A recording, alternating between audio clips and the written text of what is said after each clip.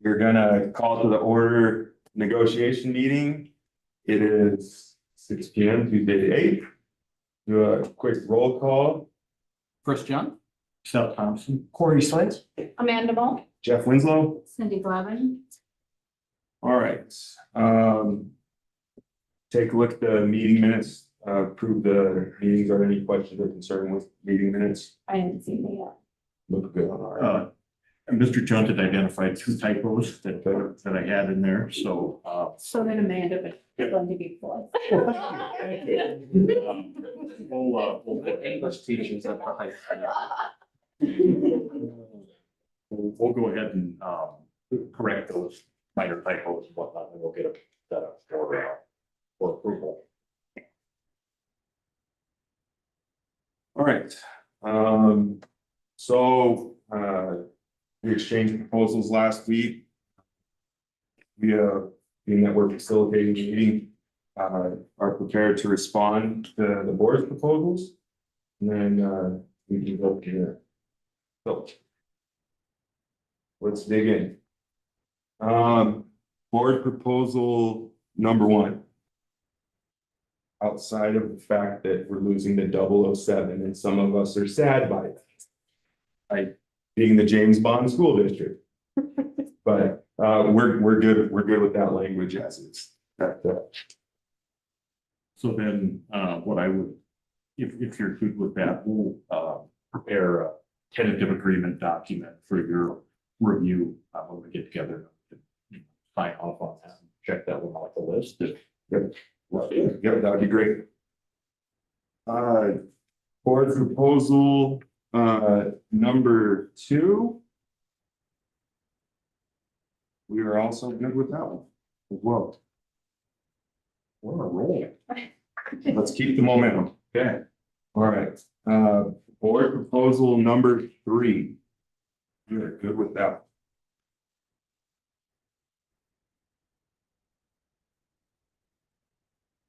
All right.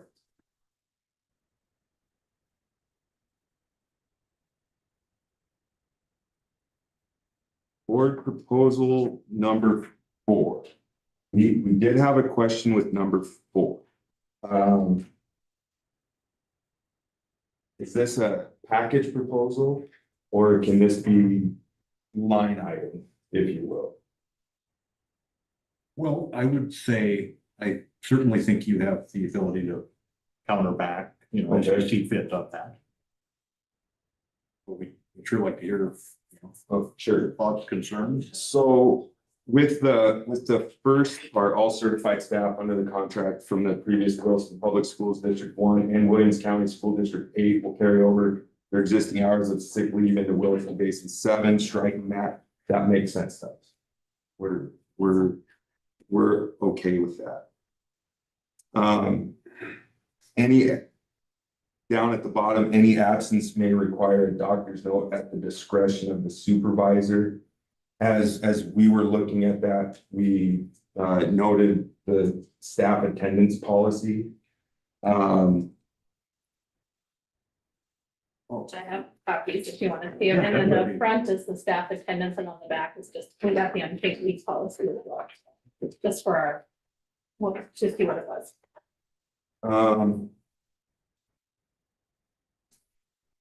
Maybe you want to I guess we would like to just refer back to the staff attendance policy. We already have a attendance policy in place. I think as we see it, we just need our leaders to lead on this issue of attendance.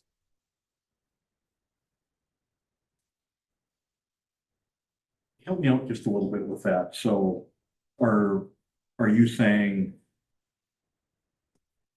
you're okay with the language change because that's because of what the staff attendance policy says, or are you saying you prefer to? We would prefer to just stick to the staff attendance policy that as written. And as we were fleshing this out, we recall last week what we were looking for is those noticeable patterns, is I think is the the words that were used.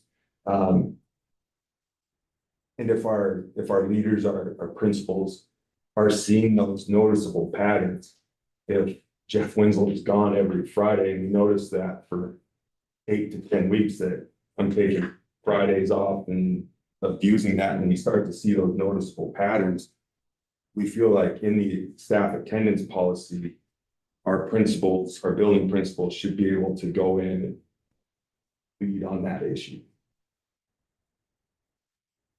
Are the principals feeling like we can't enforce this because of the 5 days mentioned in the negotiated agreement, how it's currently written? And I think that part of it is there's some conflict there, so it creates, and at the end of the day, I think we're all talking about the same thing here. No one's looking to penalize someone for legitimately using leave. That's not it, so. It's like, so we were kind of going through some scenarios and like one of them was, well, what if I have a kid, they're home 2 days because they're sick, and it's stomach flu and they're underage, so I need to be home, and then I turn around and my other kid gets sick, and then pretty soon, I haven't taken any of them to the doctor because it's just the stomach flu, but when it goes through the house, I mean, we were just throwing Which around is some currently happening scenarios. right now in the like- school, it's starting to run through. Like, would there be, I guess, circumstances like that would be, we could address maybe in different language then, or? We would certainly be, from our committee side, willing to hear from the floor. Yes. I would like to have Judy Billions from HR talk about the. So the issue with the 5 consecutive days, we get alarmed when someone is out for 3 because that triggers like, and they have a medical problem. So we're all already offering like FMLA, short-term disability. But if you have habitual people that know that it takes 5 days in order for a doctor's note to be passed, they will play that game, I'm sorry to say, Yeah. because we've seen it. Yeah. We've seen it before, but we are trying to curb the abuse, but yet, you win, the principal says, I've had a girl for 3-4 days. Oh, what's wrong?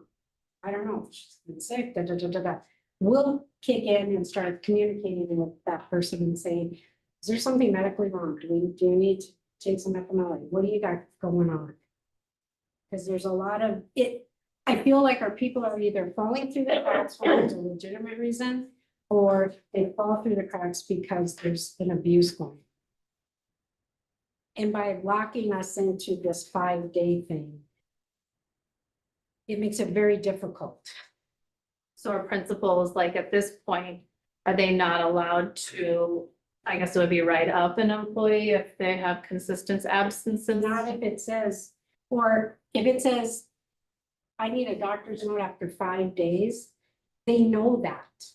And they feel like untouchable if it's abuse. Yeah, I guess I was Does just that- thinking like if my principal sits down and talks to me, like, can he write me up if he notices every Friday I'm Yes, of gone? course, because now we have a pattern. Fridays, Mondays, you're gone a lot. What is going on? If, It becomes then a performance thing, not necessarily a legitimate reason to be gone. But if you have that person doing it over and over, we're gonna need a doctor's note. Okay, And or you then, need legality moving forward, is that what I'm hearing? yeah, it just makes it harder, agreed, if you've got somebody doing the Friday, every Friday, you can see that and can address that, but it makes it harder if you're say maybe a little bit more strategic how you're using it to fully say, yeah, that's, being abused or not, but if you've got the ability to, request the healthcare provider to weigh in or make a statement on that at a sooner point. I think, I've got some thoughts, just kind of a little bit based on this discussion, and I mean, we appreciate you recognizing that to the extent there's an issue, you're willing to work with us on that, and we've committed to you that no one's looking to, after one single absence, double check every single thing. I mean, that would be no, not at all. Well, and it frustrates us teachers because we see the patterns too. Yes. And we're the ones who pay for it because again, we don't get subs. So we're picking up the slack. So by all means, we would like to see a remedy too, but part of the fear I can see is if any absence may be required. If a teacher is not feeling well and 30 kids have had flu and she knows she probably has the flu. And she's like, I'm gonna stay home, but then thinks, well, this will be the one day I don't take leave any other time and suddenly they're suspicious of me. I'm gonna go ahead and go to school and they repopulate those kids being sick again. Because we have teachers who are very nervous about it. And I appreciate the comments on that. We can tighten up some language. That isn't what we're looking Right. to address at all, but I think we can. I think you all want the same thing. Yeah. It's just a matter of how. I think too, I mean, the teachers that have been there, it is a pattern. You know that that teacher is going to be gone sometime this week. We're all gonna have to pick up the slack. That's just that person's MO. Every Tuesday after Monday night, league night, there's some. Yeah. Right. I know, I agree. Yeah, I know I just kind of made light of it, but no, I think we want the same stuff. And Yeah, I've got. We're not gonna pick on her. We're not, I don't want admin to go after somebody who's legitimately sick. And it's like a rare occasion this teacher is out. No, we would never do that. Nor do we. Yeah. It's that pattern that. And we really want to empower our admin too, to be able to step up and lead on those issues. So when they see those noticeable patterns, they can come in and address those immediately. So I think we want the same thing. We'll keep working on language there. Yeah, good discussion. I have an idea. I think Okay. we can thread the needle. All right, board proposal number 5.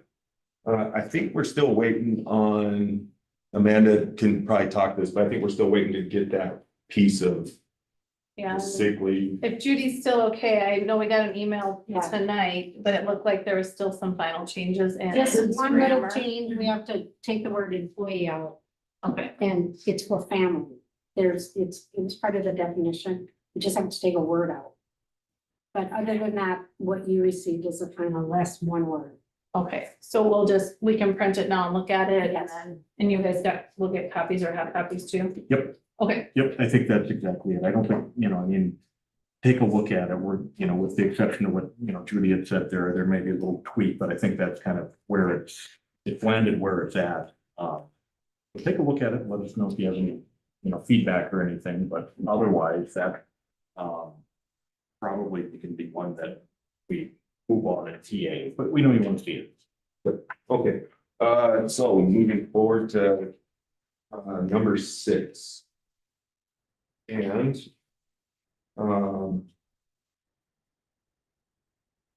we looked at it. You want to- oh, I had. Oh, I'm sorry, my bad. So the current language is what was it, you wanted to change it to other, and then just said additional emergency leave may be granted by the superintendent. We were happy keeping the weather related. So our proposal would be 2 days of emergency leave per year may be used for weather related emergencies. And then the decision to grant or not grant this shall be made. We were unclear on designee, who that is. Is that building principals? Well, I would envision that, in the event the superintendent happens to be gone or for something like that, someone else will be making a decision, It's just, I guess, making it clear that ultimately, administration will be making a decision, but by saying it's gonna be made by that one individual, just Yeah, makes it a little more clear that it could be made by. and that's, yeah. that So we makes sense. misunderstood that. We misunderstood, yeah. Okay, so because what we were looking to do was just, we wanted these decisions to be made by the superintendent. Or designee makes sense now, because if he is On vacation, when something Yeah. comes up, yeah. we were thinking designee is building principles. And we were nervous about that from a symmetry standpoint, what that can mean. And then at the bottom, the other addition is under other, it would just be additional emergency leave would be granted by the superintendent. And or designate, yeah. So I think we would like to keep the weather related as is, and then just create a new section of other. Right, yep, And then And give then that add the- control to the superintendent or designate. so. We boogered our language up right away. In our counter proposals. Okay.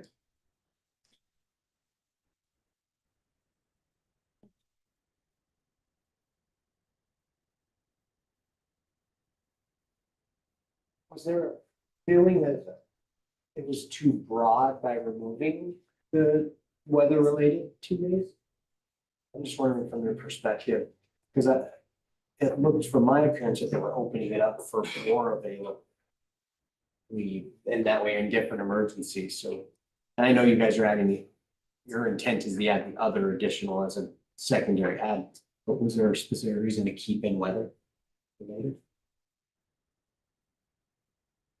I'm just asking, I'm not trying to. Sure, sure. I just was. Whether, the way we looked at it is weather just it's a unique thing in the northwest corner of the state. And we just thought keeping that weather clause there would be good for Williston, this region. If perhaps we lived in down in Dickinson where the weather's always nice, it seems like, then we wouldn't need a weather clause, but up here it just seems like you don't know what you're gonna get, especially in the springtime. Or the winter time, or the fall for that matter. But anyways, we just like keeping that weather clause there. And then adding the other, and then ceding that decision making to the superintendent or designate.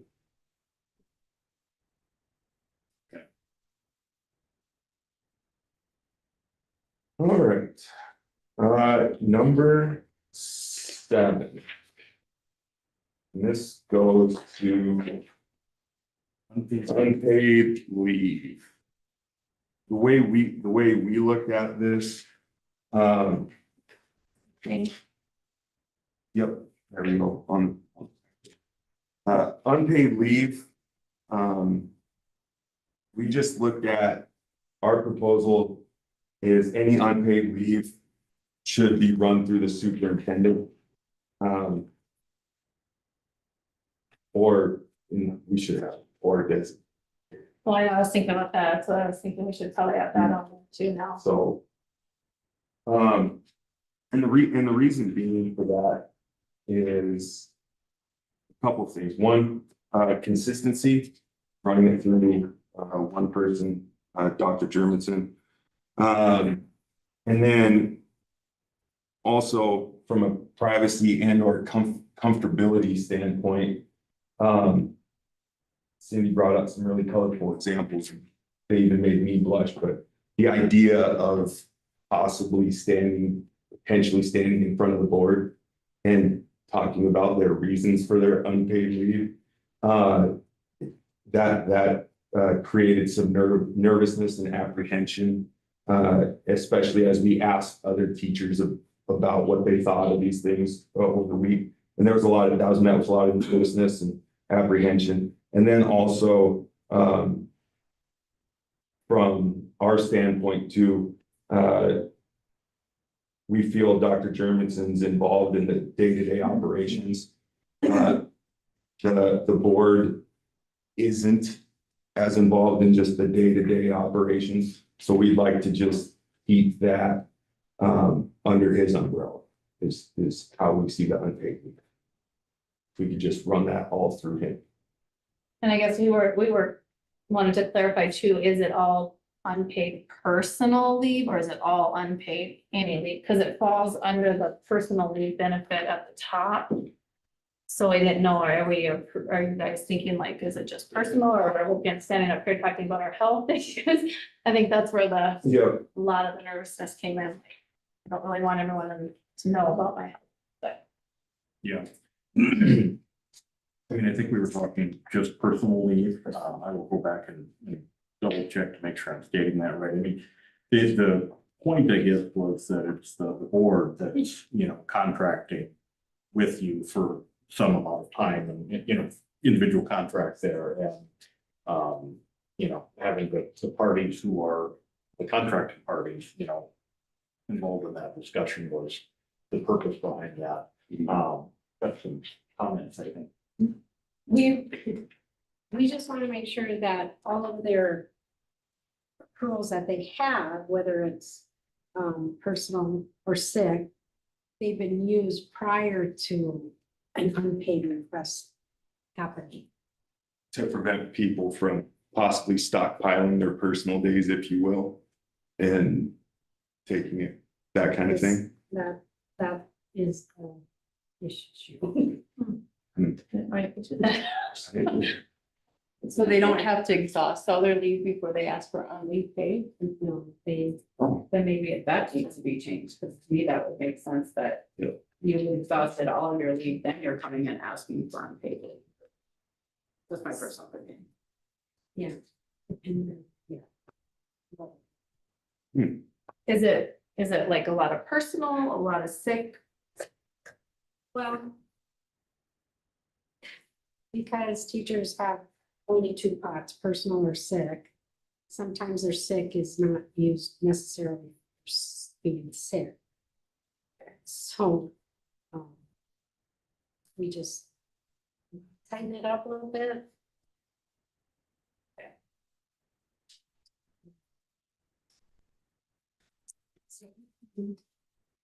Any other points on particular on that? No, that's kind of how we see that. And there's some things there to chew on, I think. Can I ask a question? So if we stay with the school board, do they physically have to come in, or is this something that they could write a letter, express their concern? What are you looking at? Because I think that would make a difference too. Because if I have email issues that I'm going through, I certainly don't not want to sit in a room with 7 people and say, justify why I need unleave pay. And I know it all covers with the bank or whatever, but I mean, what if it's what if it's Jeff's wife No, and stuff? So I guess that's my question. That could change the feeling too, if it's. Is it personal, like I'm standing in front of 7 guys talking, or is it gonna be, I can send you a letter and that suffices? yeah. First, there's no interest in having or putting you in that situation to have to discuss those personal type things. You know, what we had talked about is, you know, we've got some ideas, we could be, you know, I can see where you could, you know, set up some form of request that way. You know, I think you could also, well, before I speak out of turn, I think we're gonna talk a little bit more amongst ourselves, because I hear what you're saying, and, you know, in the event we weren't maybe as clear as we could have been on when we rolled it out, we're not interested in learning about personal type things. That is not it at all. I'm just saying, Yeah, because but that's a legitimate we've concern. heard it from people that we've talked to, it's a concern that. Yeah. This is what you're looking for. Just quick question, what other schools have board approval for this kind of thing? I'm not sure. I will say I haven't gone back and researched. You know, I think you have different, you know, views on leave within different organizations and all of that. This was just look more so, again, not from the wanting to know the details, but more of the, this is who the contract is with, and if we're looking to, you know, ask for some form of unpaid leave based on that, you know, that seems to make some sense. Another one that I've got some thoughts on where I think. And the teacher's contract says, you know, you sign saying I will work 186 days. And now you're asking for unpaid days in this contract, of your contract. That's why, Well, as we sit here today, I'm sitting here with 0 leave time. Yeah. Nothing, 0 in my pay. Obviously, I've had an exigent circumstances, right? And most people are aware of that. But nonetheless, I still sit here without 1 second of leave.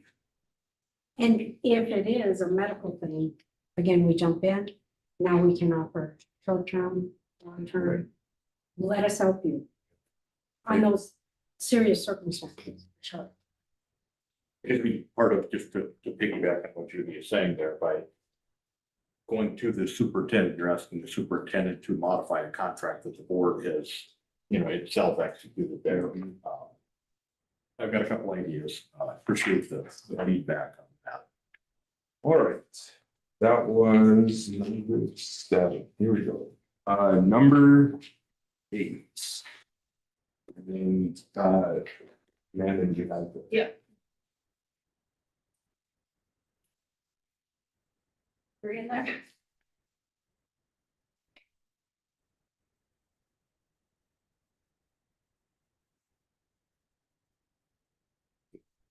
Quick second to glance at that.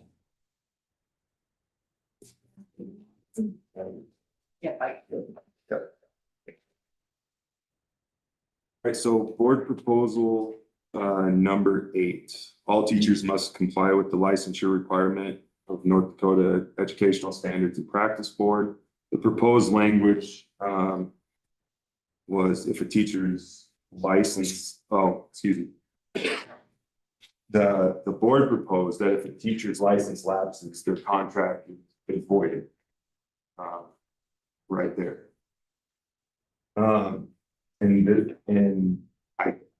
This is gonna be another one where I think we all want the same thing. How do we get there? And what our avenue forward was what we proposed, that if a teacher's license lapses, the teacher will be placed on leave for 30 days. We're looking for like a little grace period because life kind of happens. And we do agree that as a professional, you've got to keep your credentials. We agree on those things.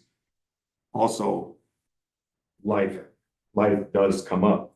I used the example with our team. I said, I think it was in 2023 when Dr. Jermanson was the principal at the high school. He came down and caught me in the coach's office, said, "Hey, Winslow, your license is going to expire in 2 months." I said, "What?" And I went into full on panic mode. Fortunately, I had enough credits banked up that it was just a minor paperwork thing, get it to ESPB. But as life is happening and we're working, it can get busy. And so what we're looking for is some kind of grace period there. So if a teacher's license lapses, the teacher will be placed on leave for up to 30 days. The teacher may use personal time if they have it to offset that penalty. Once the personal time is exhausted, the remaining leave will be without pay. If the license is not renewed in that 30-day window, then the contract is void. Because we feel like in that 30-day window, especially if it's an honest mistake and you're no longer working per se, you've got plenty of time to get on whether it's the Teachers Learning Center, Google credits. I mean, for crying out loud, you guys offer us Kyle credits, right? So like within that window, you should be able to grind out and exhaust your options to meet those requirements. So I guess we were just looking for a little bit of wiggle room there, a grace period instead of March 24th, my license lapsed. It was an honest mistake, but now I'm out of a job. Is how we looked at number 8. And we agree that some sort of grace period, cure period, however you want to describe that, you have to have something with this. One thing that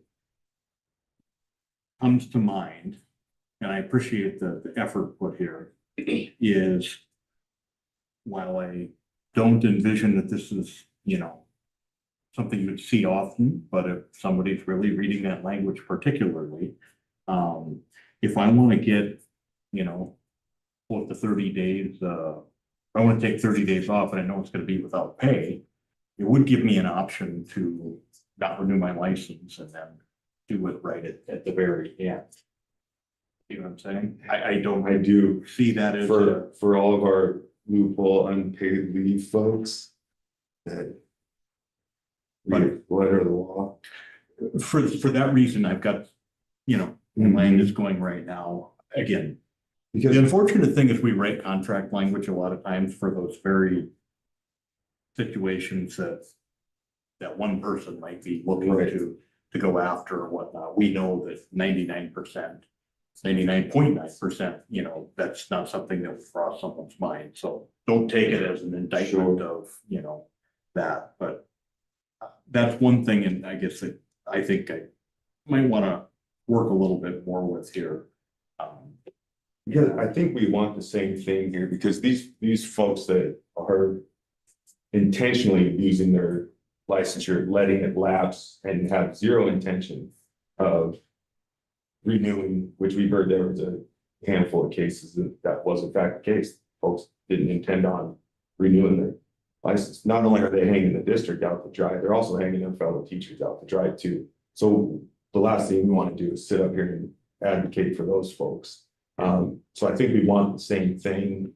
I think we'll have to maybe come back to it and see how we can get there. Yeah, and the other thing, again, if we're looking at it from, if I want it to be crafty, this, you know, I mean, I could, if I want to get out of my contract, not renew my license, you know, that sort of thing. So that's, again, highly unlikely, but I mean, we do want to take a look at that.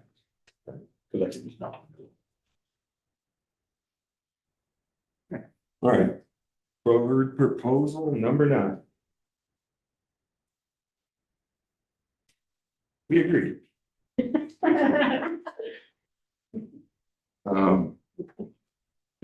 As is. Let's go.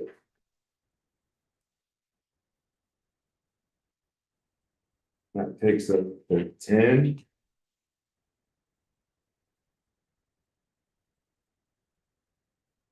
And 10 was a heavy lifter for us.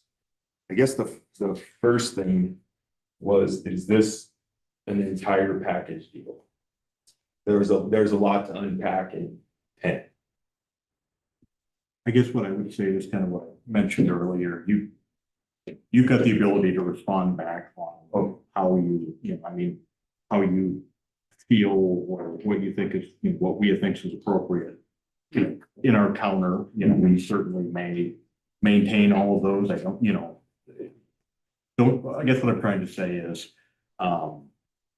let's address the things right now that, you know, you could have questions on and all of that, and then we'll continue to work through those things.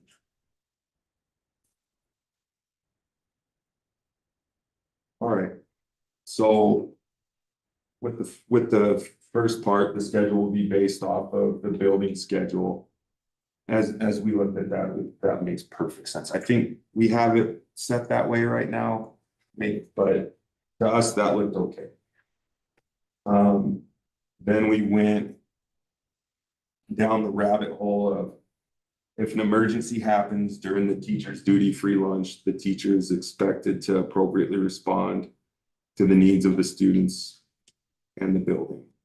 And we really went down the what if train of, well, to be frank, the first part was human nature, where you're mildly insulted thinking, man, we have to have this clause.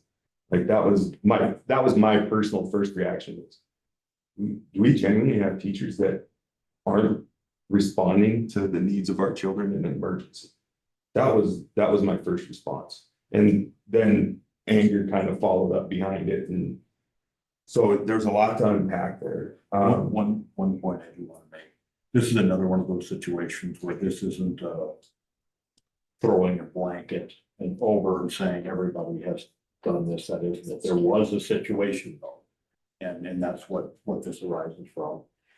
I guess with the situation, was admin able to like go in and rectify that situation? What's the employee just? Yeah, I don't know that I have the information on that right now. Sure. Just the fact that was the response, you know, was right. kind of, you know, It's overwhelming. even if the employee was disciplined, Mhm. still the fact that that was a response was something that I think, was why we want to make this expressly clear that we understand what a duty-free lunch is, but there are circumstances where, all hands on deck. Right. I couldn't agree more. So just that right there, that was a lot to unpack mentally and just emotionally too. We've got kids in the school system. Could you imagine if in our active shooter scenario that we had not too long ago that was proven to be false, but at the time they said this is the real deal. And that was an intense, overwhelming experience. But could you imagine a teacher saying, I'm on watch right now? I mean, it's a lot to unpack. So we'll try not to, we'll go back and we'll look at that some. Just from an overall standpoint, setting aside, because I think there are two separate issues, someone like that being disciplined, but also the fact that that could have been that was a response. Right. Are there any concerns or anything specifically with, that language right there, just making it clear? Was there anything? Because you talked about the what ifs and all of Right. that. And that's kind of what I was wondering. Are there any particular situations that in your discussion of it, what I would describe as the parade of horribles, Yeah. was there anything there that, you want to point out? Well, I asked the simple question, which being a simple person, I was like, what happens if the teacher's not on campus during the free lunch? Because that happens all the time. Hey, you got 30 minutes, I can run home, grab a bite to eat. Emergency pops off. That isn't what we're talking Right. about. Fair point, though. Thank you. Those are the things we're kind of trying to get to some of the nuance and details on, because we want something to address the problem, but we also don't want unintended consequences from it where, that's not what we're looking at.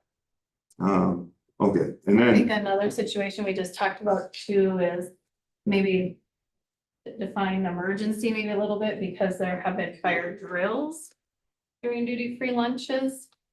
And I think 3 of them. So like would that include then those teachers need to go help assist? I mean, just questions that we thought of, that we know have happened, I guess. Fire drill is an emergency, even if it's a drill, it's not an actual situation, it's, making sure that the process happens appropriately and, that we're doing all of the things, getting the students out safely, making sure that the building is protected to the extent we can and all of that. I think it also sends the wrong message if, fire drills are not being responded to and acted upon by everybody appropriately. I think it sends the wrong message, and you could see children and, like, hey, what's going on? This isn't being taken seriously, so, yeah, I think that would be. Can I just add something? I'm going to have the hate of all of the, and every teacher out there. But I'm gonna say it because if you're gonna say duty-free lunch, then you need to add prep. Prep. Okay. Because when we're on prep, we don't have kids in our vicinity. So if I'm on my prep, I may have kids in PE, I may have kids in the fax room, I may have kids over in Coyote Center. So just like a duty-free lunch, I don't have kids at that time. So if you're saying that if an emergency occurs and you're writing this for duty-free lunch, you need to add the prep in there. Because otherwise teachers will be sitting in their rooms during prep going, well, it's not my duty-free lunch. But I'm going to revert back to Jeff and then I'll make admin mad. Admin needs to step up and they need to follow the policies that are put in place, because too often they're not. They don't enforce the policies, so teachers don't enforce it, then kids do stuff. If you're gonna write it, then somebody needs to hold admin accountable to making sure that teachers are doing what they're supposed to do during these times. And like I said, everybody hates me now, but it's not a big deal, it's not the first time, but. I appreciate your candor on that and pointing that out. Okay. All right, and then, and we'll continue to work on that. As we slid down, we looked at, the daily base salary rate being struck for the internal sub rate. And then my first reaction was, why don't we just go to teachers' individual daily rates? Amanda Mo is at $30 an hour and I'm at $22 an hour because of my experience. Can we just get to what we're actually worth? Based on what our contract says. Is One sec. kind of how we looked at it.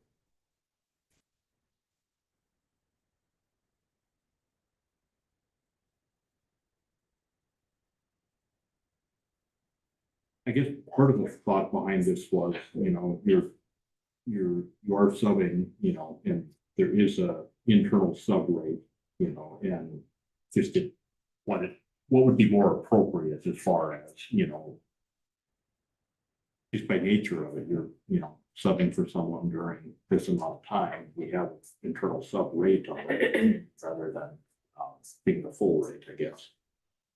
Sure, and as we look at it.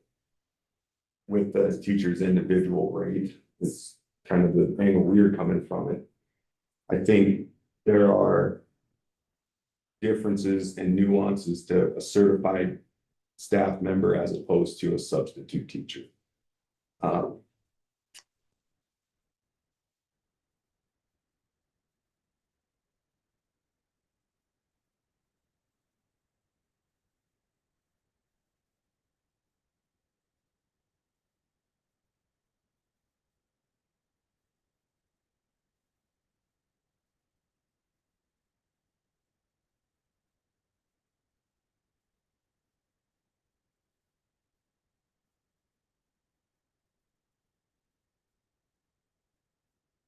I'm sorry, go on, I want to. Sure. I guess to be really frank about it. I just feel that the vast majority of our certified staff are better quality than a sub. That should be reflected in their rate. Guess I don't know how to make it any simpler than that. I probably just offended the substitute teachers, but. I guess that's how we see it when it comes to those rates. We don't want to leave anybody, so we're doing good. Yeah, I can, might be good. Your turn next. People mad at me. Then, so I guess that's our position there. Sliding down, we're okay with that. I learned what power up and power down classes were, and can't remember if it was Corey that mentioned it last week or Mr. Swint that mentioned it last week, but right, that short amount of time shouldn't be at that rate. What you're proposing there makes a ton of sense. We're good with that. And then again, the same thing, I tried to understand the half-day increment down at the bottom there, and then wanting to switch it to the prorated amount. Again, I think we would, because we agree paying 3 times what the, you know, if you're paying 3 teachers a half-day rate for one day, that doesn't make sense. You're paying time, right? We understand that logic. Again, we just go back to teacher's daily rate. If Amanda Mo's at 30 an hour, he's in there for 2 hours, that's her daily rate. You know, we all have a daily rate attached to our name. Plug that in. If I was in class for 45 minutes, well, 0.45 is kind of how we saw it.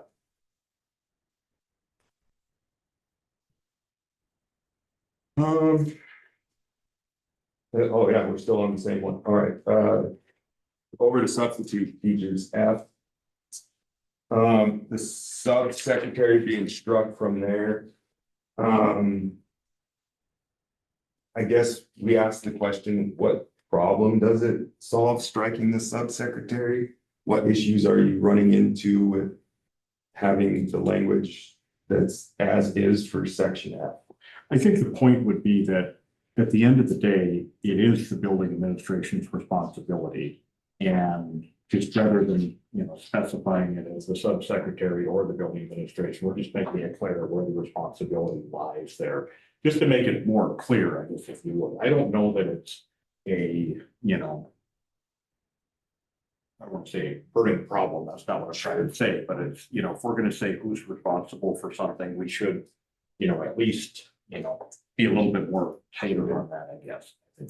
So I think our question is, like, when I can't make it in, I call the sub-secretary line and leave a message. As early as I can, and then like she's there roughly like, I think Cindy's called at 4:45 and she's already trying to find subs for the day, so. Does the procedure change? Do we now call our building admin if they're the ones in charge? I think that was kind of our biggest question, like. How that's going to work. We'll get some clarification on that, but I mean, this, at the end of the day, to an extent, this is a little bit similar to superintendent or designee. Okay. It's, the decision lies, with one person there and, there may be someone outlined for that. We'll look a little bit more at it. We're just trying to just make it a little bit more clear about who has that responsibility, so. Okay.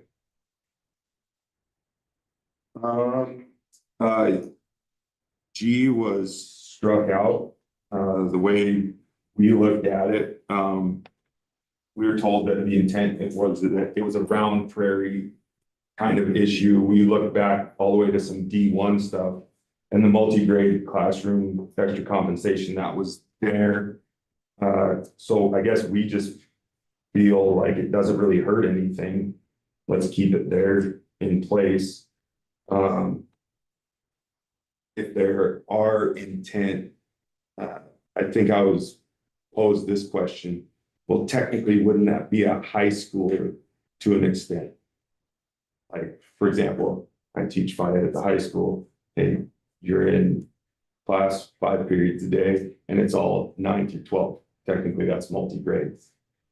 And I thought, do we have people that are trying to abuse that in that way at the high school? I don't really should, but yes, there's folks that feel that if they're, yes, simple answer is yes. Simple answer is yes. Okay. The intent of this language has always been, I think, more so at the elementary level, such as Round Prairie, where you have one teacher that was teaching kindergarten and first grade, or they were teaching 3rd and 4th grade in the same classroom. That is the intent of this language. And that just doesn't exist in the district, nor is there any intentions as far as I'm aware of. I mean, teachers at the elementary level teaching multiple grade levels. Can I ask about sped? Yeah.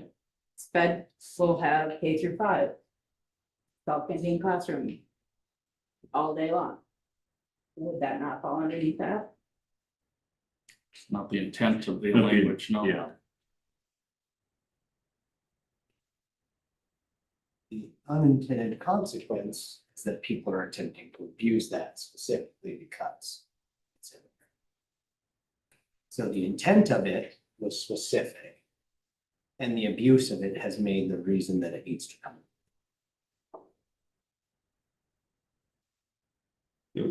Give us a, we'll look at that a little harder. I think we understand where you all are coming from.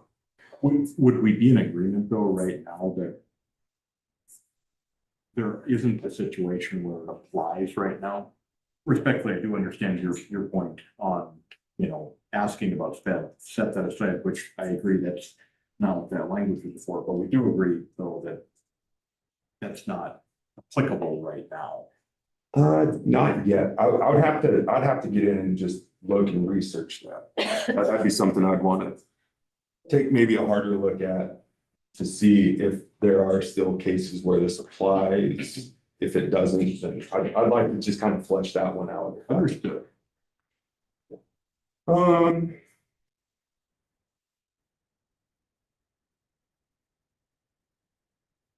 think that takes us to 11.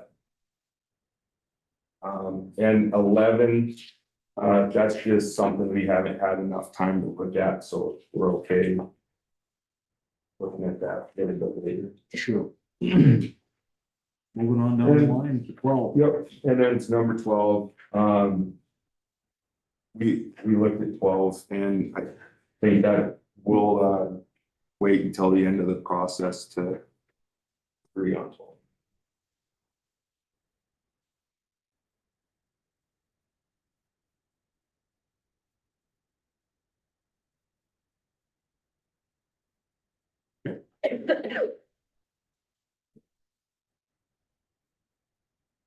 One sec, if you don't mind.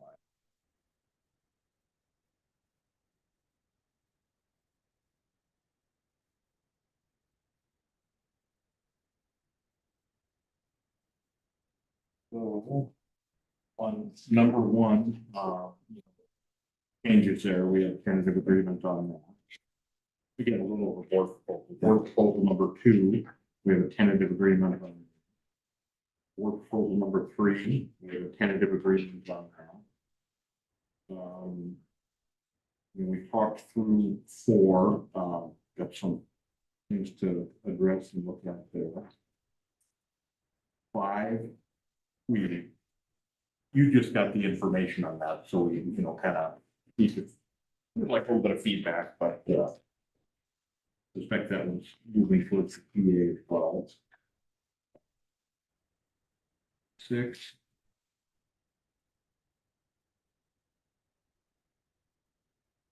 Let's double check, see if there was 9. Like we have a tentative agreement in 9. With respect to 10, and I realize there's a lot moving here, the bell schedule part, sounds like we have a tentative agreement on now. Yes. Yep. And then we got, questions and some different things on the remaining parts. Looks like we had a tentative agreement on the power up, power down part. Yes. I think that word license too, right under the a licensed high school, middle school teacher. We'll talk about that maybe some more, or we'll be okay with that. We're okay with that, I think, right? Oh, we were okay with that. Yep, very good. So the license part.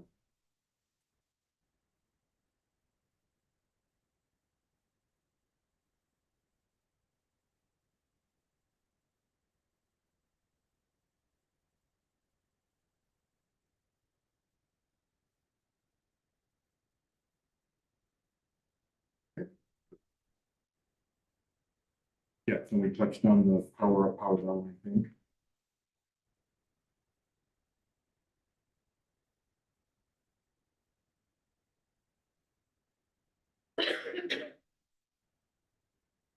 Subsecretary, that part there, you've got a little, I think we're talking the same type thing, but I understand you like a little bit of info on the, the process.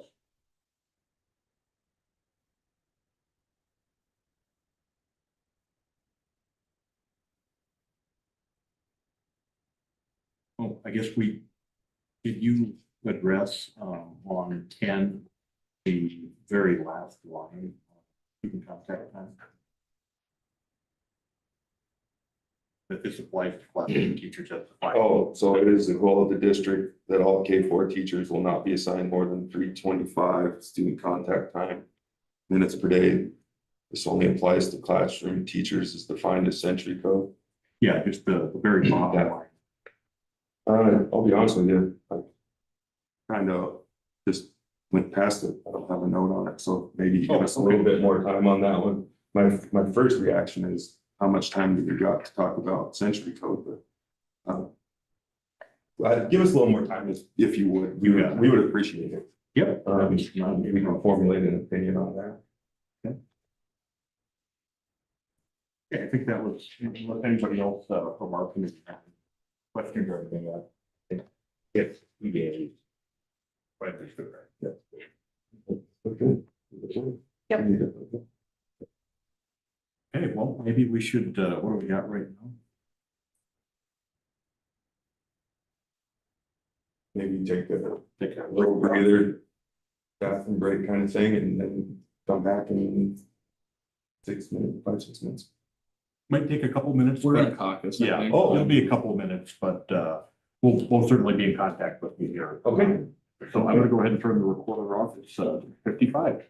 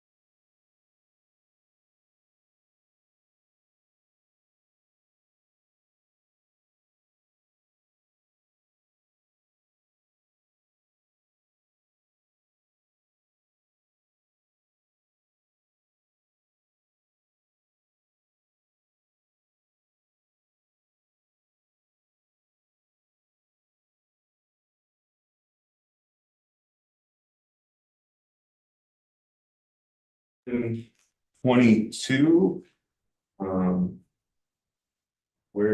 Where you guys want to go from here? Yeah, so we have some responses to the WIA proposals here. Okay. We can go ahead and walk through them. Of course, as I'm going here, stop me if you have questions or anything like that. Right out of the gate, number one, we've got a tentative agreement on that. Good. On the right foot again. Number two, and just to be clear, when we're done here, we'll put together tentative agreements and all that. So when we get together next time, you've got them, take a look at them, and then hopefully you can sign them and moving forward. Okay, you bet. Sounds great. Yep. We number two, this is the Family Sick Leave Bank.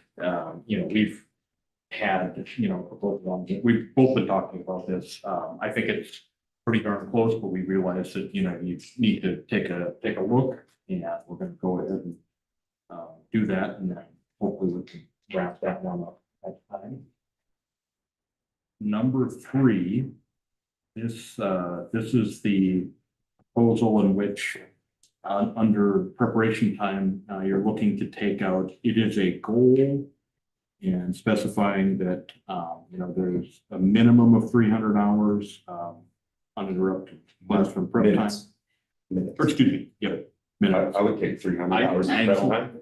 As a matter of fact, I know that Can we get that in a week?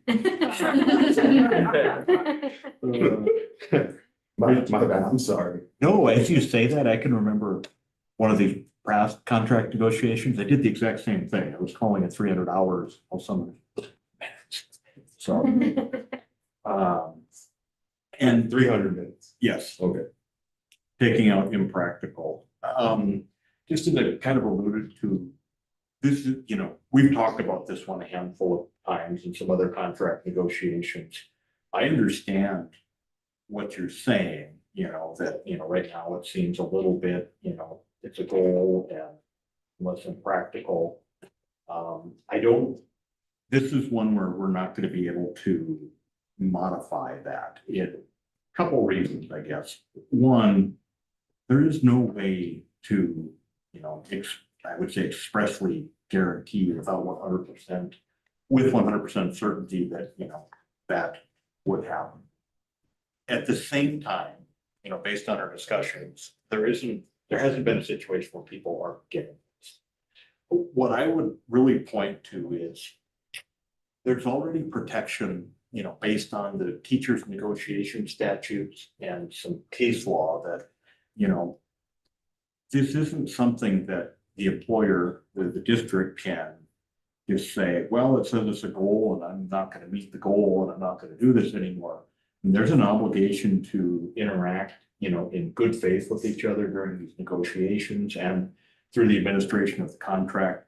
The Century Code spells that out in its general sections and also in the teachers' negotiations sections, and even, case law from a case involving Williston, actually, bears that out, that, the good faith that we have to operate with and we all will operate with exists. So if you had a situation where it's some decision has been made to never going to be able to make the goal or something, that's not going to be a viable thing for the district to do, nor would they do that. We understand what you're asking for, and I understand the point. It's just not something that I think we're going to be able to do. But I mean, if you came to us during next negotiations, came to the board committee and, said 25% of the time it's not happening and something like that, sure, there'd be some real discussions on something like that. So how would you want us to move forward then with isolated situations where teachers aren't getting their prep time? How would we move forward with those folks? So that we can ensure that they're getting those minutes to support their kids. Just so help me out here. My understanding was that we don't have situations of this happening. I think on the chart, we saw cases of 250s, some 250s. I would say, like some of the other things that you talked about earlier, you know, kind of the one or two people that are abusing the system. We just want to have a way forward for maybe some of the people that aren't. We would agree that the vast majority of teachers are receiving this. However, if there are ones that aren't, kind of what we looked at with that chart, some of the 250s, what would their way forward be? Maybe I missed. So, Did you- yeah, I did can you hand it? no, Okay. but I can clarify, they are getting the minutes. So. There's no real science, I guess, in how I think, I mean, there is a science, but. Just hand it out, I guess, and explain it to you guys. Let me know if you're one short, I might have. One short, okay. You're good. Okay. So I tried to be consistent and, starting at, not at 8. And I tried to be consistent with figuring, starting prep time at 3:15 to 3:50 for elementary teachers. Again, because some have to go out and get their kids off the playground, so then it ends up being, at 8, and they have to go out, sometimes people have bus duty, so. I tried to look across the board, just an even amount that we would just start with a set time. So the ones that are highlighted, when I figured out like just prep time based on their specials, taking out PLC and bar, and also their recesses that they don't have kids in their rooms. This is where I arrived at the numbers. And then I also included, and those numbers include, in the negotiated agreement, there's 2 nights a week that are set aside that principals can't have meetings 5 nights. They can have meetings 3 nights, but they can't have they have to leave at least 2 nights. So then I automatically added those 2 nights in. However, when I did talk to people at the school on the bottom that has the 3 yellow parts, they are having maybe 1 meeting a week. So they are getting a guaranteed minimum of 300. And Missouri Ridge is also, I did talk to Mrs. Norby, and the teachers were actually added. They could have added another recess to get it to 300 within the day, not after the school day. And they preferred to just have the instructional time. But again, if you look at night, if you add in the meetings, they're not having meetings 5 nights a week. So they are getting their ties. Yes. Kind of a crazy way to figure it out, but all the elementaries operate differently because the student enrollment is different than everyone. So some can schedule in recesses here and there, and maybe 20-minute recesses. Some can schedule in 25. So. And I explain all this because people will text me if I don't. We appreciate They will that. say, you did not factor in to have a recess duty or something, so. And really what we're talking about is our elementary folks in this, because I think at Yes. middle school and high school, Yeah. this is pretty easy. Yeah, Pretty it's- cut and dry, straightforward. So, yeah, I so understand. maybe Jeff is maybe asking if down the road. What you're telling us is down the road, if we start to see like maybe a school is not getting that goal of 300 minutes. Then we need to move forward with a grievance, because in good faith. They have to work, the principals have to work to make, right? They have to have a record of trying, or. I would first have the discussions, prior to the Yes. grievance, Yes. process, just to see is there something, that's causing this or whatnot. I mean, it's hard to put a number on when, something like that would, I suppose, be viable. But at the end of the day, you can also, I think you could tell, even in looking at this, that there aren't efforts being taken to, single out or make sure that some don't get it, especially when we've got, some receiving, 470, 495, and, all of those sorts of minutes. So I think this is a dialogue. I mean, there's an understanding and a recognition that this is important time. It's just that it's hard to, chisel it in stone and say, there are no circumstances under which it will not, will be anything other than this. That helps. That answer your question, Jeff? It does. Thank you for that.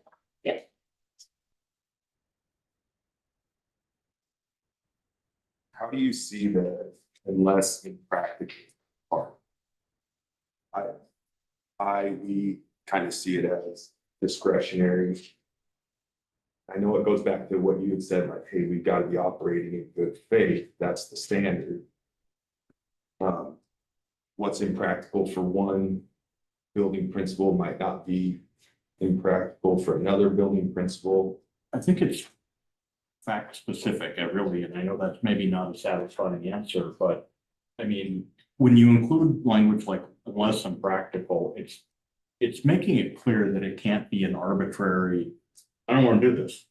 We get that, if I was looking at that, I would be asking, what facts support? Show me what made it impractical, that sort of thing. You would want to be able to at least point to, some sort of criteria of schedule wise, this came up, this happened, and that, okay, well, that makes sense to me. But if the response is, we just didn't want to do it, well, don't think that's going to carry today. Fortunately, I don't think that that's going to be the case, but it's not uncommon in labor agreements. I know there's another section in this agreement, I'm pretty sure, that has some similar language to that. It's a way of contract language. It's a way to show that we really are we are serious about, meeting this, but there's got to be a little bit of, fun factor.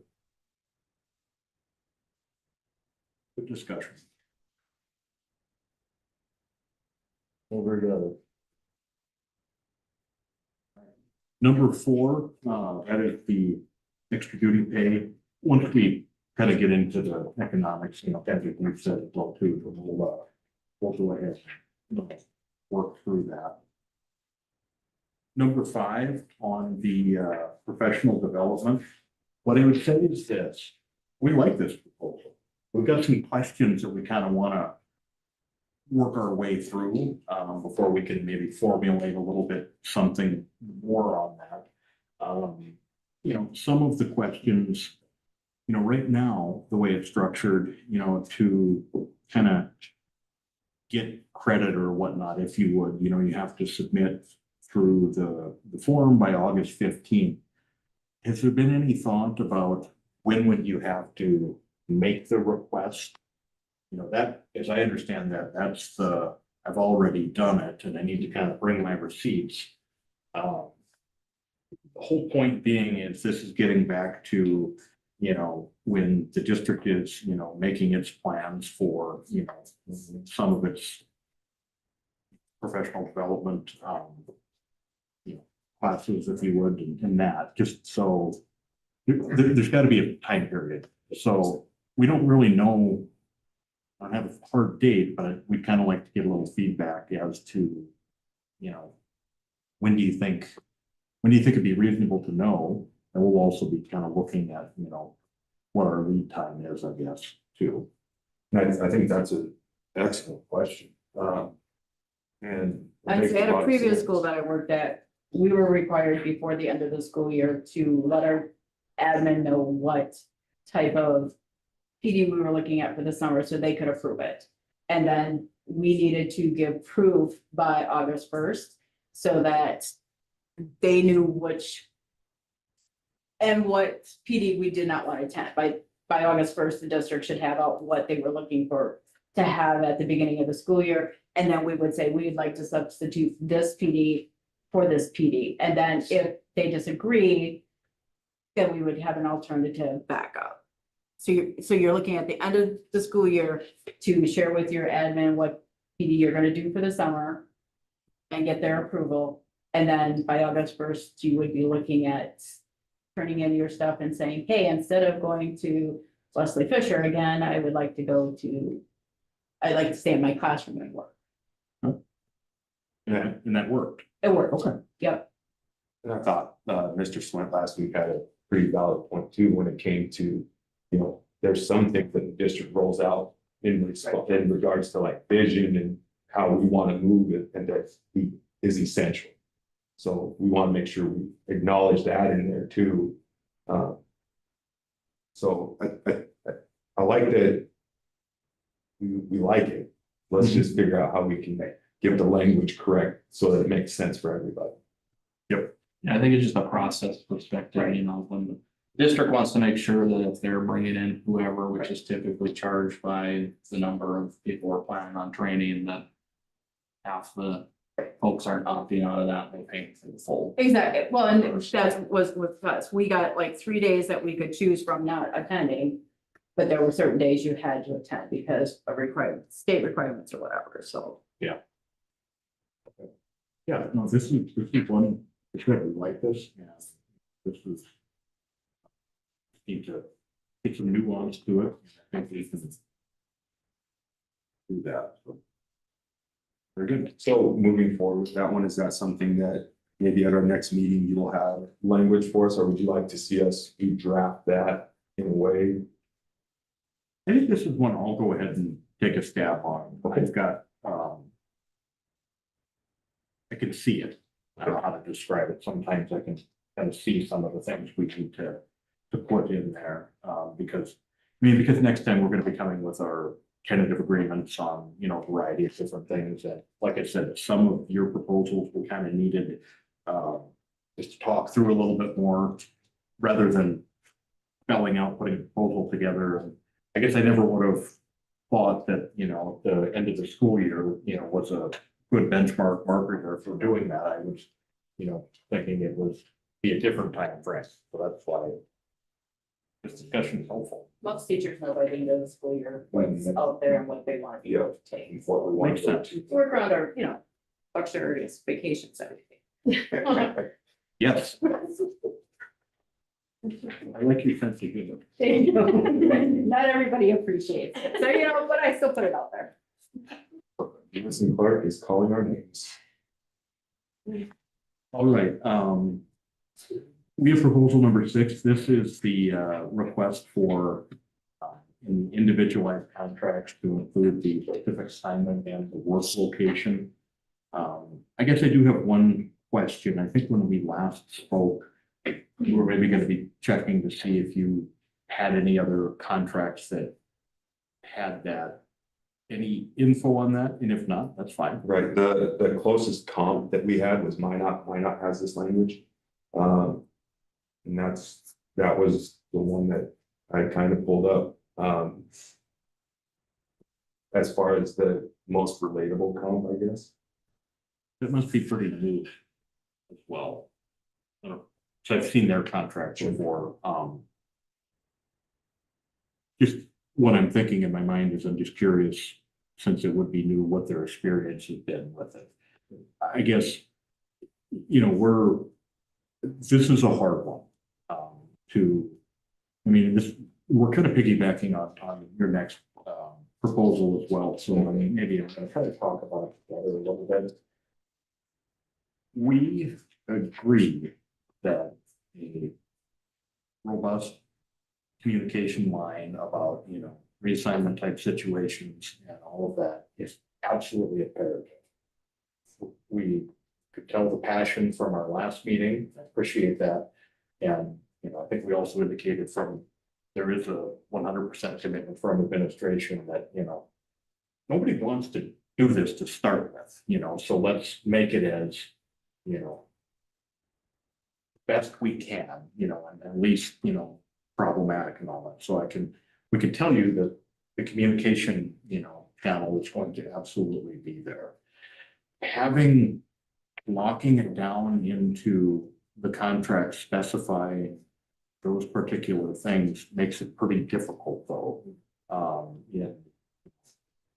If those difficult decisions have to be made and, you know, to then tie it to some sort of compensation for those sorts of things. It's, you know, one of the things you're going to see kind of as a theme with our proposal is the desire to use dollars to benefit everybody when we can, you know. And I understand you can make an argument that here, you know, this is trying to address or take care of some, bless you. that's, you know, having this difficult situation, but it's just not outside of the, you know, the pledge on the communication. I don't see that, you know, either of these are something that's going to work. And as I was looking at it as well. Yeah. And we look at it. And I misspoke last week and I really highlighted the word penalty. I guess it's tomato, tomato, however we want to view this thing. It's all about perspective. We're looking at it. There's a lot of work that goes into, especially on short notice, teachers having to make those changes. So I want to get back to that compensation piece. And it also, as I noticed contracts, as I was looking through contracts over the past few days, it's really similar, almost to, not quite to a T, but it's very similar with the language that our district uses for breach of contract and penalties that incurred for breach of contract. And we thought there was we think there's a connection that's maybe not in a tit for tat kind of way, but if the district says, hey, you know, here's your penalty for choosing to leave in September for whatever reason, then on our end, we look at it as, well, if the decision is to tell us July 30th, that in 2 weeks, you're gonna go from second grade at Wilkinson to fifth grade at the Basin, we would want to reward that compensation for the time it's gonna take for our teachers to do that. Also, similarly to a breach of contract, there is a penalty, if you will, for maybe a lack of organization. Potentially. As a board, I know we've taken the approach of recommendations of what that breach is, so I think this gives no latitude, but the board does give latitude. We don't charge everybody for a breach. There's many times and on most occasions, we waive that. So we do it on a case-by-case basis, depending on the situation. So, but this is just a straight across. There's no latitude for us in it. I don't see that in this representation for what you would consider a breach contract. We do have that latitude with the educators when that does occur. So is there a way forward where we can provide some voice and choice and still provide latitude? Tell me more about that.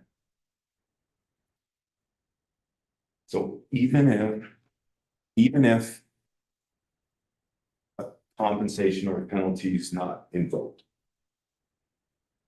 are we still can we still get to building principals have to, at a minimum, sit down with their folks and give them options?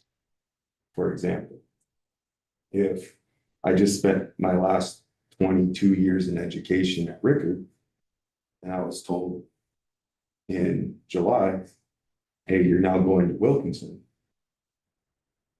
Can we at least agree that maybe there needs to be a conversation with the leadership, the building principal, that maybe provide a person that says, hey, I know you've been at Wilkinson for 22 years or at Rickard for 22 years. A lot of these folks are like family. Do have some of these options at Rickard if you'd like to stay.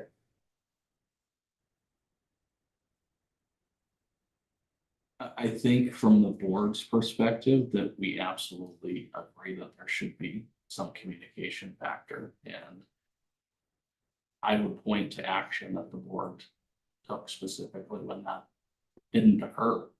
That didn't occur with previous administration. The board recognized that. There was a performance improvement plan put in place because clearly the board policies that we put in place in terms of the operational expectations on how we expect superintendent and administration to operate were not met in those cases. So I think we're on the same page that we absolutely expect there to be communication when these types of situations occur. Whether that's the building administrator, whether that's the building administrator and the superintendent, those conversations absolutely have to happen. And we put that specifically in board policy in the operational expectations.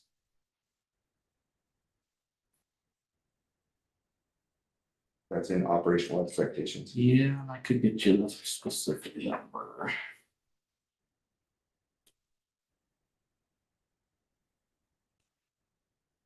Wait for perhaps. Maybe 412.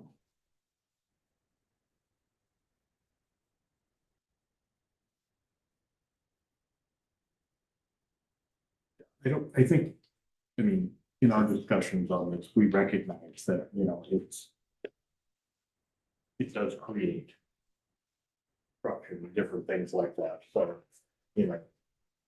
trying to ensure that the absolute least amount of disruption takes place and, that it's as, smooth as it can be is very important, because, I mean, at the end of the day, we understand, we'll have a lot of, just as you said there, Jeff, but we have a lot of, maybe, I don't know if loyalty is the right way to say it, but I've been in this just school or this building for 20 some years and whatnot. We want to try to find ways to make this work as best as it can in those unfortunate situations. OE 4.12. Is that what you have, Corey? Yeah. Is that our Mr. Yeah. It's reasonably include personnel decisions that affect that. Thank you.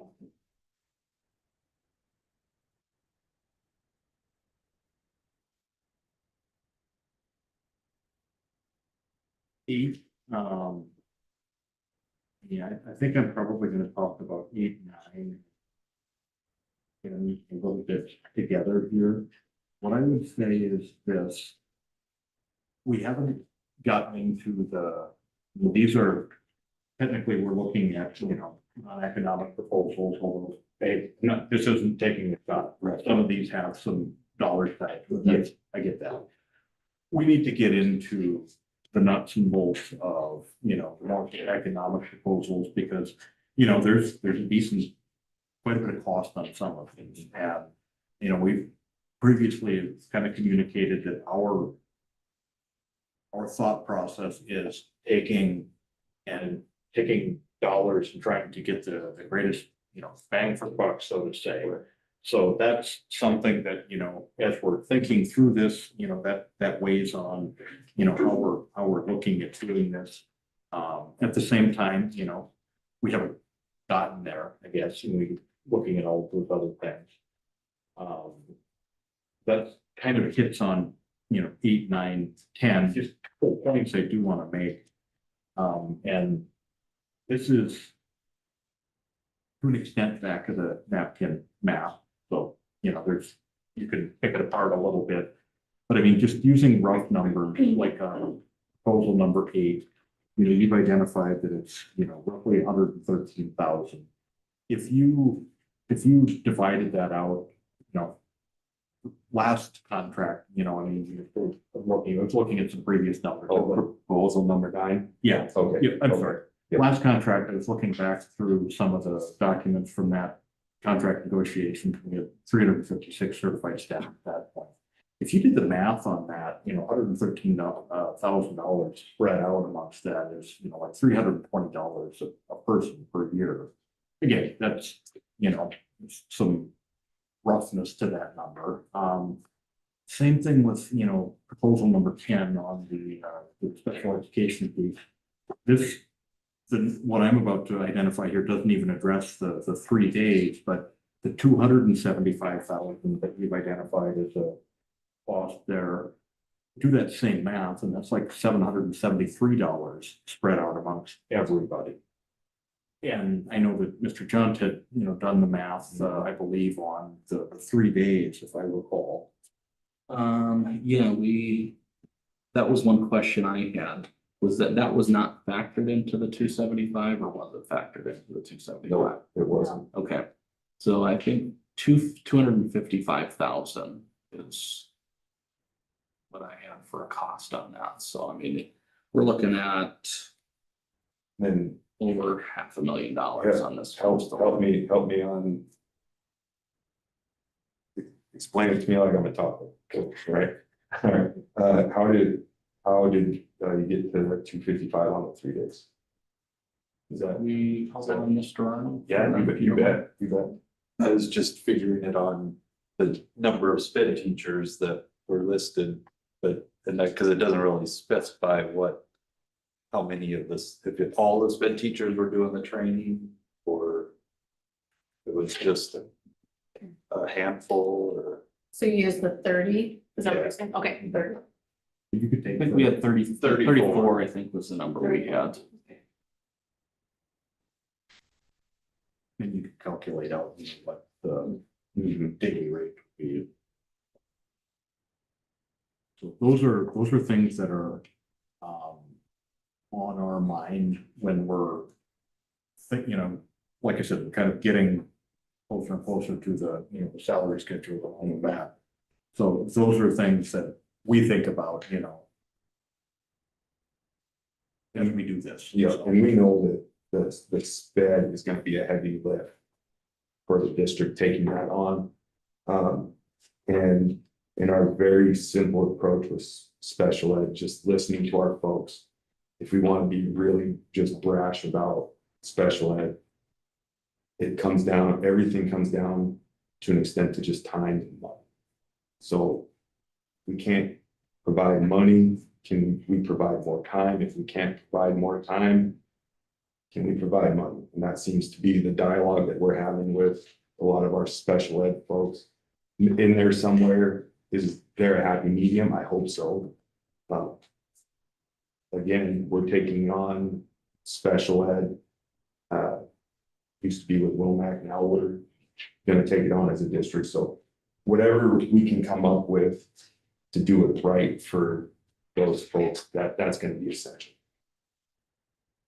So if it's not necessarily this language, hopefully we can find something that can help these folks out. Well, we're,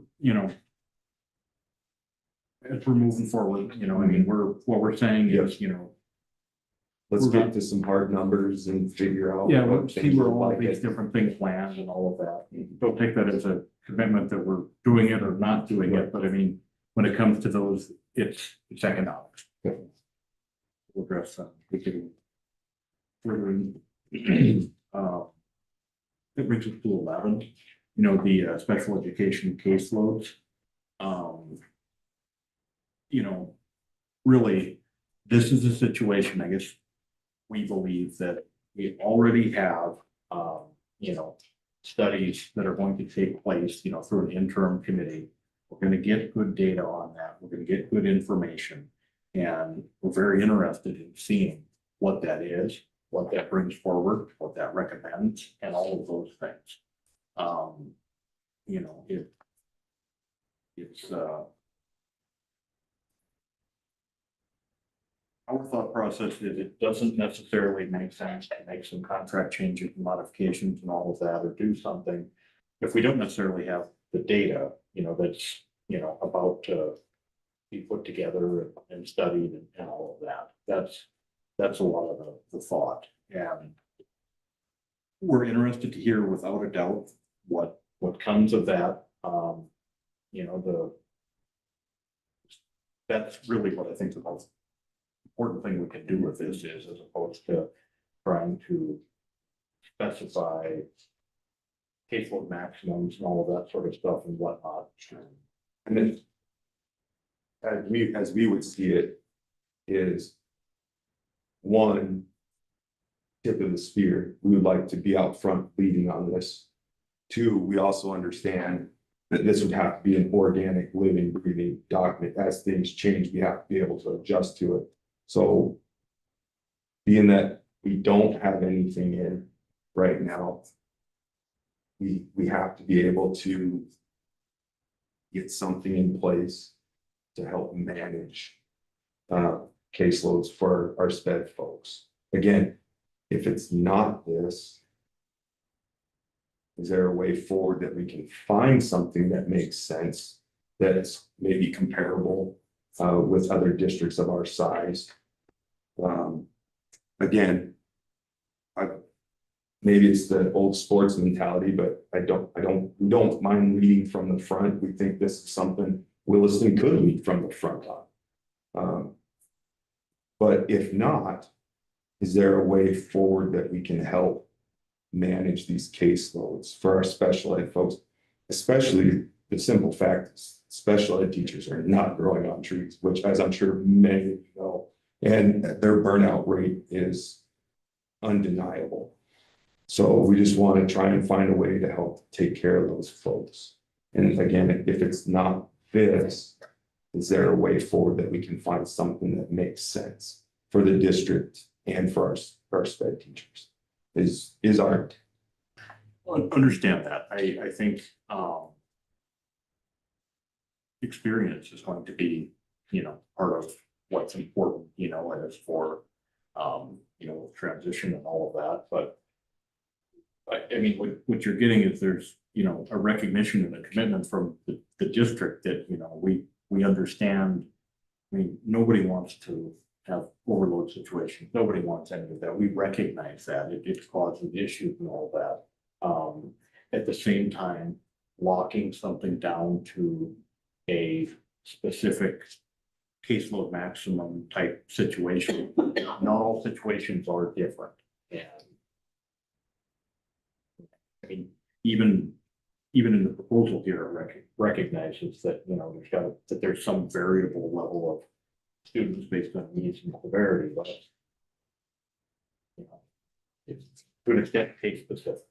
We certainly understand where you're coming from.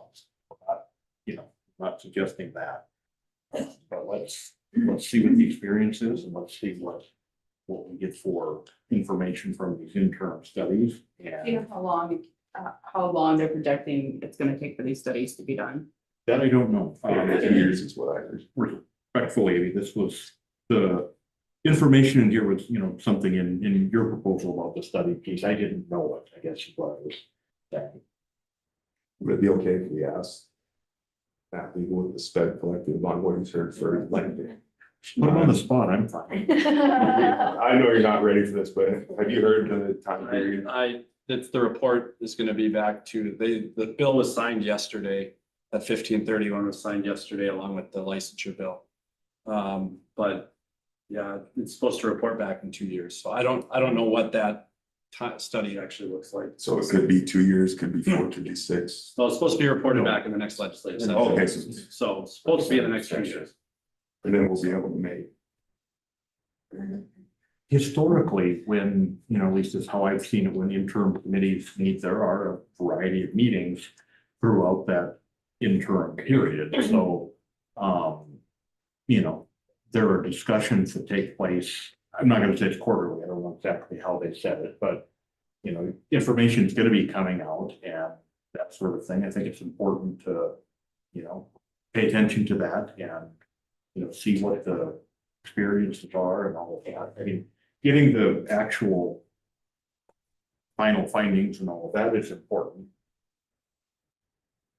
Can I just ask this? Yeah. So currently, I would say like our general resource based on the teachers that I know are 30, 33, 35 kids currently. Self-contained classrooms with those high need kids are pushing anywhere from 10 to 14. Currently, I know of at least 2 or 3 sped teachers who may or may, who may have put in or haven't put in yet, do not plan on coming back next year. It's harder and harder for sped.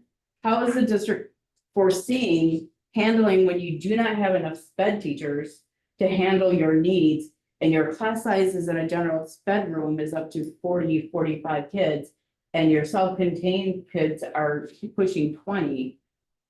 have you guys thought that out and how you're going to handle that? When so small changes now might prevent people from leaving or people wanting to come here? I mean, I guess that's what my concern is, because every year I see, I mean, our sixth grade sped, we have like 80 kids that have on IEPs. We have large groups coming up. Our numbers aren't getting smaller, but the number of sped teachers, which means our classes are getting larger. So my question to you as a board, what have you thought of? And what are you projecting for being able to fix this problem? Because it's coming to your door faster than you think it is. So I think. Did you? Yeah, go ahead, Carl. I You're know okay. that the number of 34 or more is not a correct number for caseloads. Guaranteed, not a 34 number at all. I mean, the numbers are within reason, within the expectations of the SPED law. Mr. Huss was here the other day when we had a conversation about that, following the expectations. So we're talking caseloads. I'm talking how many people are case managers of 30 plus kids. That's not a factual number. Their numbers are between 20 and 21. And I'm pretty sure I can quote him on that. The needs are, yes, so if they're higher needs are not always right. But we ran across a situation where the class number had some behaviors, but those students with the one-on-one pairs that got the more behavioral issues, those kids were tested during the school year. So that didn't happen when they were placed. Yes, we are short-staffed, but we have filled our positions with certified teachers versus the with the interim, like, or the sub licenses or the teachers with provisional licenses. So we have some that are done with parent teacher, but they've been trained under some certified special ed teachers. But Can I yeah, ask a quick question? Are J1s considered certified teachers? J1s, yes. Okay. Yeah, and if they come qualified, they have to have a special ed license. Absolutely. We wouldn't take them if they weren't licensed in that area, I believe. Yeah, I think at least one thing that I'm hoping will come from the study, and I think there was a proposal this session in terms of the weighting factor on the funding formula, is that needs to change. I mean, it needs to go up.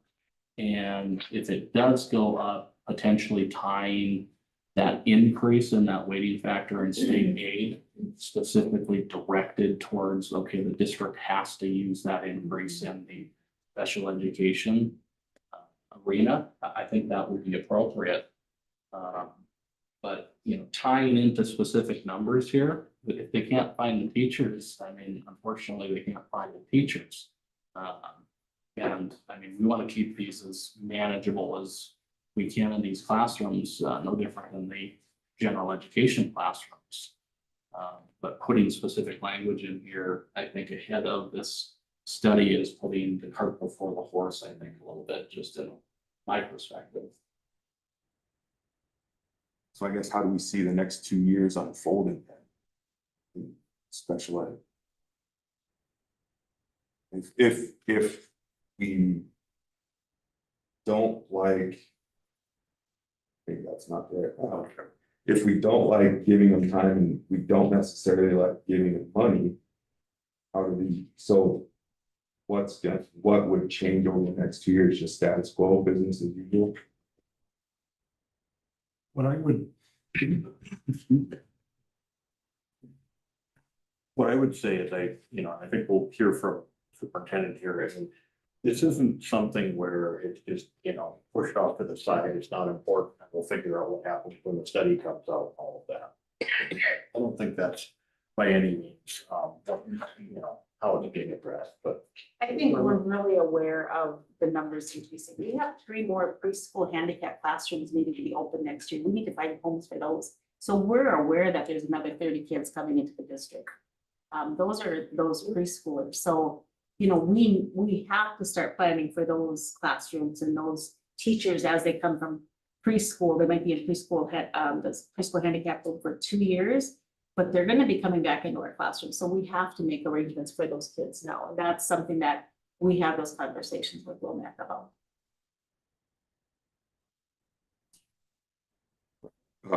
Quick, it is 8:07. Are we comfortable with going a little bit. I'll get through here, yeah. Are we okay then? Okay, is it, I think I have to ask, right? Is that Yeah. right? Yeah. Okay, We're good. okay, yep, okay. We proposal number 12, this is the 183-day down from 186 to 183. This is also there's an economic cost.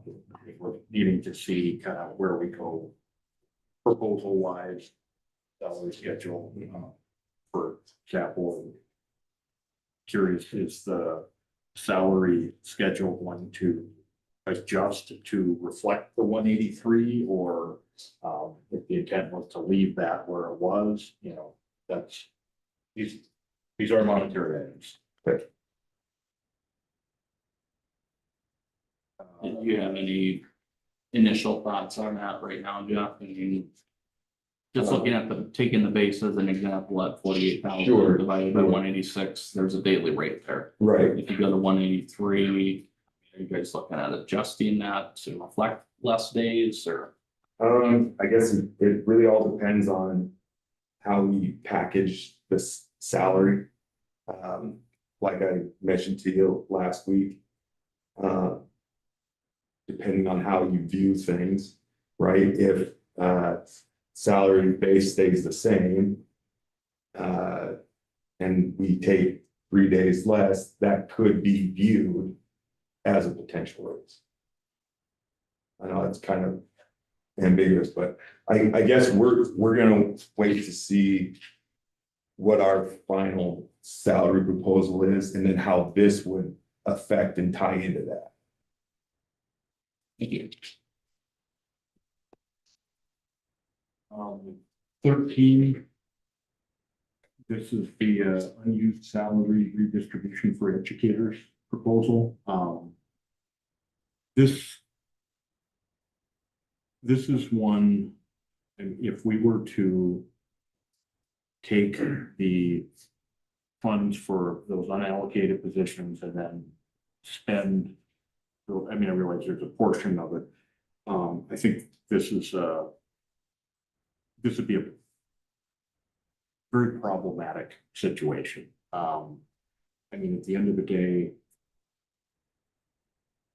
we have many stakeholders, you know, and taxpayers, you know, we understand everybody, you know, working in building, you know, is, you know, important and involved with this, but if we were to take the money that's been, or some portion of the money that's been budgeted with the hope that we could fill those positions and you go forward with this type of proposal, I think it would be a very, I think it could have a lot of damage to, you know, the relationship between the district and, you know, the citizens, taxpayers.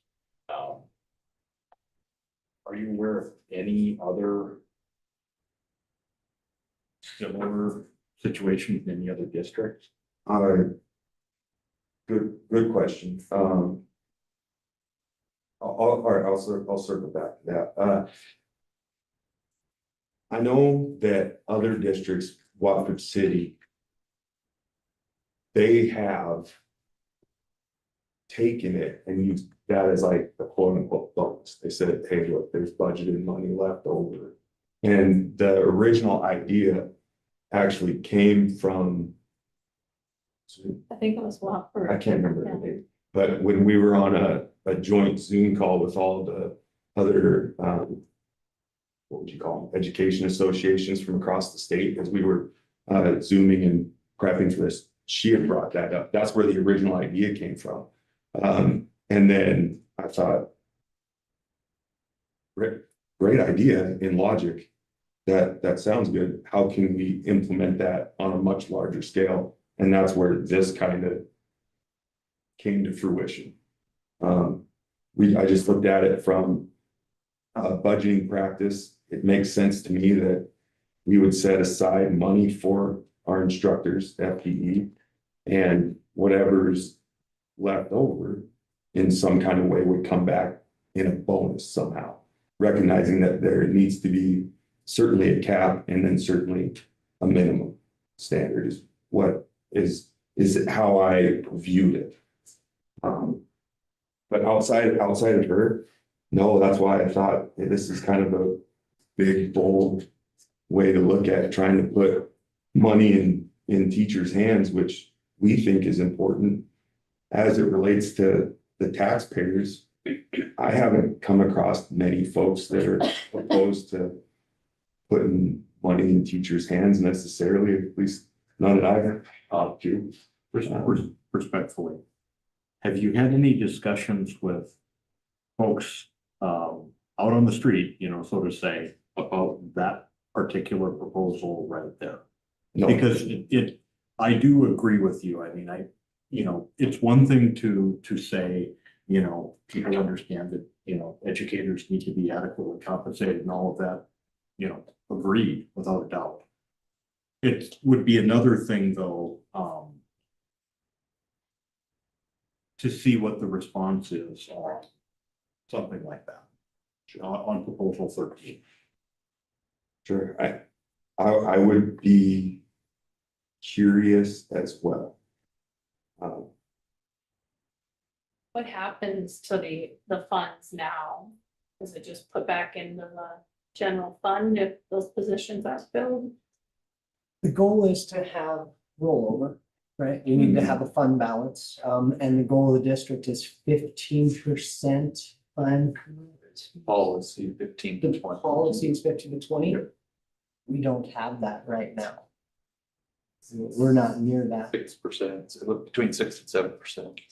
That's where we're at current. Mhm. So we're well below the district policy on what our fund balance should be at the end of each year. So we're not near that yet, and it's going to take quite a few years to be able to approach that. So then unbudgeted money, you foresee getting us to that carryover, that's. within The other part of it would be, because Or not there's unbudgeted, long, but the money that I didn't spend, sorry. there's long-term subs that are in a lot of those positions and other subs and class cover and extended contracts. You'll get a big piece of that eaten up throughout the year. So I guess my question would be then, so let's say next year we fill every teaching position that we have available. That'd be excellent. So then what money would we be paying subs and long-term subs and those things from, like, would we just have to deficit spend them in order to? Well, the long-term subs aren't budgeted for because we know the position is there, but like the regular everyday subs, we budget. It's been going up every year, so like about 1.5 million this last, well, if right now we're about 8.3 million. But the long-term subs and the extended contracts and like the class cover calculations would fall kind of underneath what's budgeted for those vacant positions. So I mean, yes, there's gonna be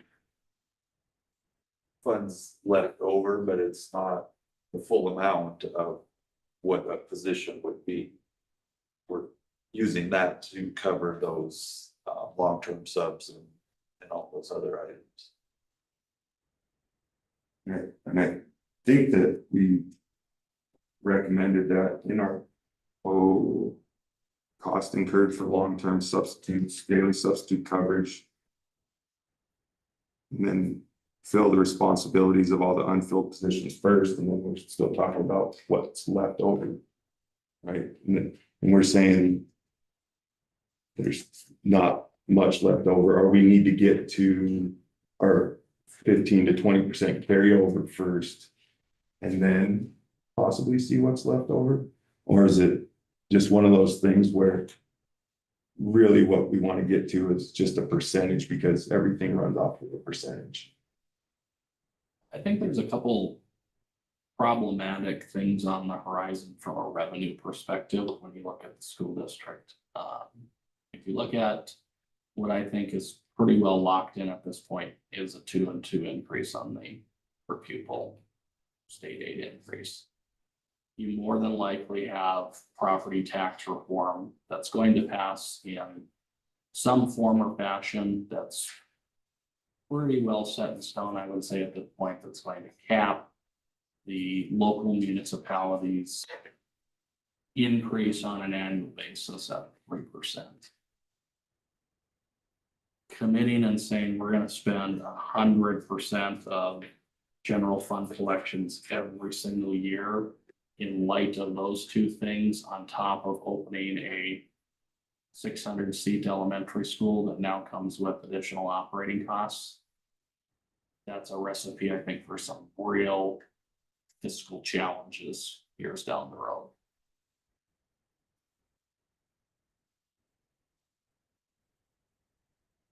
Is the 15 to 20%, is that what the school board association recommends, school our size carry over? I think NDSBA has a recommended in their template policy, as I recall. 15 to 20 is what was adopted initially. We could look at some data, where other school districts are at and kind of compare what their carrying balance is.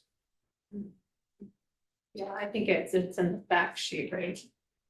So we can look at that as well. Not to keep us too much longer, and then 14 salary, of course, for getting. I mean, I guess what I would say is, I think we're getting close to where we do need to kind of start those discussions, especially if a variety of your proposals here have, the monetary value tied to them. So, I think that would be prudent for us to start thinking about when we do that. Now, we'll, at the next meeting, we've got a handful of tentative agreements. We'll go ahead and put those together. They're based on the proposals you provided us tonight. There's a handful of things that we're going to respond. I'll put together in writing some tweaks on various things for our counters and all of that. When we're proposing back, language changes like that. Show you exactly what we're thinking, but we had some very good discussion tonight, and I appreciate that. Getting, some of the effort that you put into trying to address some of these concerns is appreciated, and I think with a few tweaks, I think we can both reach something on those that we can both be amenable to. I think that sounds good. From our end, I think tonight went very well. We appreciate your time. It's 8:20, and I think we wrap it up. Never asked you how to officially wrap up the meeting. I think you just did. Okay.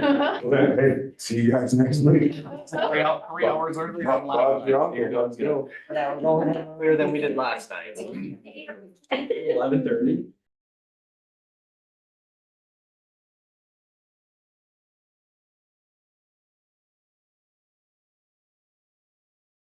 No, we had one, it was at the deadline where we had to call the meeting.